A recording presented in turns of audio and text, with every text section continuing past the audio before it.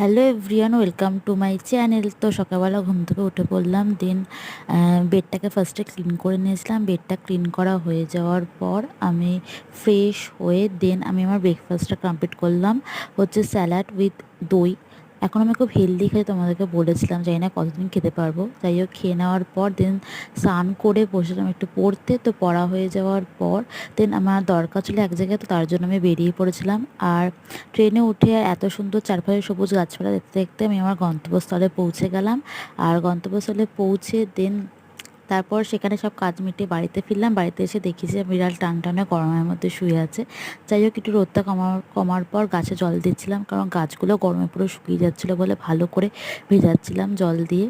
তো তারপর গেছিলাম হচ্ছে ছাদে, আর ছাদে খুব সুন্দর একটা ওয়েদার, ঠান্ডা হাওয়াও দিচ্ছিল। আর সাথে তো আমার সঙ্গী যাবেই ছাদে, আমি যখন ছাদে যাই, তো সাথে ও চলে গেছিলো। আর তাকে না দেখালে সত্যিই খারাপ লাগে, তাই তাকে দেখিয়ে দিলাম। আর তাকে দেখাতে দেখাতে তিনি একটা পোস্ট দিল ওপরের দিকে তাকিয়ে। তো তারপর ডিনারে খেয়ে নিয়েছিলাম রুটি আলুর দম। আর এইভাবে দিনটা শেষ করলাম। এখন ব্লগের জন্য মূল লাইক অ্যান্ড সাবস্ক্রাইব করবে। এটা